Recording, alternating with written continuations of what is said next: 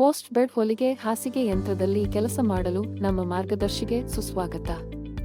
ಈ ವಿಡಿಯೋದಲ್ಲಿ ನೀವು ಈ ವ್ಯವಸ್ಥೆಯನ್ನು ಸರಿಯಾಗಿ ಮತ್ತು ಪರಿಣಾಮಕಾರಿಯಾಗಿ ಬಳಸಬಹುದೆಂದು ಖಚಿತಪಡಿಸಿಕೊಳ್ಳಲು ನಾವು ಹಂತಹಂತವಾಗಿ ನಿಮ್ಮನ್ನು ಕರೆದೊಯ್ಯುತ್ತೇವೆ.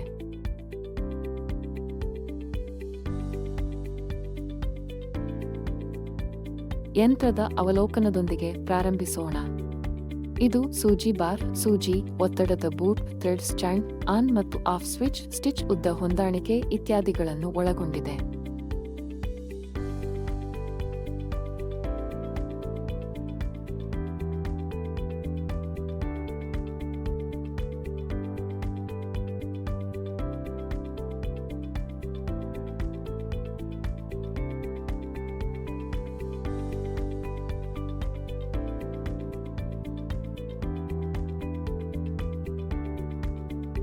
ಸುರಕ್ಷತೆ ಯಾವಾಗಲೂ ಮೊದಲನೆಯದು. ಪೋಸ್ಟ್ ಬೆಡ್ ಹೊಲಿಗೆ ಯಂತ್ರವನ್ನು ನಿರ್ವಹಿಸುವಾಗ ಯಾವಾಗಲೂ ಸೂಕ್ತವಾದ ಸುರಕ್ಷತಾ ಸಾಧನಗಳಾದ ಕನ್ನಡಕಗಳನ್ನು ಧರಿಸಿ.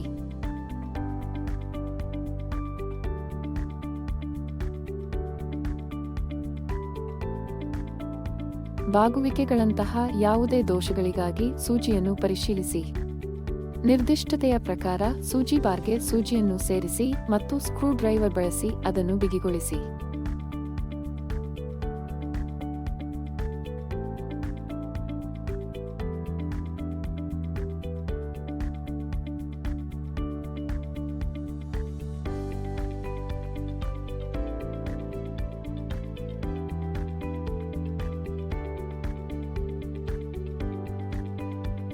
ಮೇಲಿನ ಸಂಗ್ರಹವನ್ನು ಸ್ಪೂಲ್ನಲ್ಲಿ ಇರಿಸಿ ಮತ್ತು ಅದನ್ನು ಥ್ರೆಡ್ ಗೈಡ್ ಮೂಲಕ ಸೇರಿಸಿ.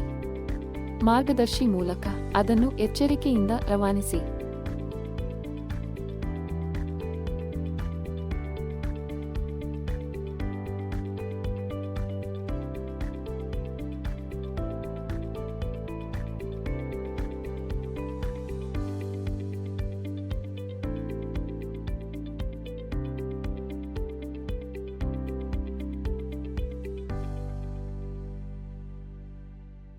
ಥ್ರೆಡ್ ಗೈಡ್ ಮತ್ತು ಟೆನ್ಷನ್ ಡಿಸ್ಕ್ಗಳ ಮೂಲಕ ಥ್ರೆಡ್ ಅನ್ನು ಗೈಡ್ ಮಾಡಿ ಅದು ಸುರಕ್ಷಿತವಾಗಿದೆ ಎಂದು ಖಚಿತಪಡಿಸಿಕೊಳ್ಳಿ.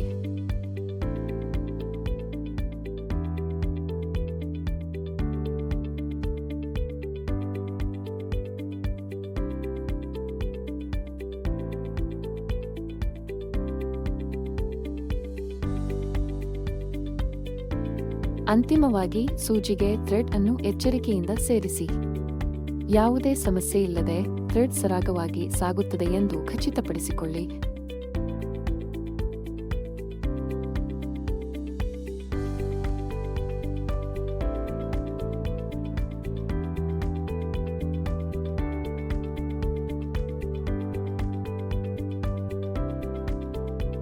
ಬಾಬಿನ್ ವಿಂಡಿಂಗ್ ಮತ್ತು ಅಳವಡಿಕೆ. ಸೂಕ್ತವಾದ ಥ್ರೆಡ್ನೊಂದಿಗೆ ಬಾಬಿನ್ ಅನ್ನು ಗಾಳಿ ಮಾಡಿ.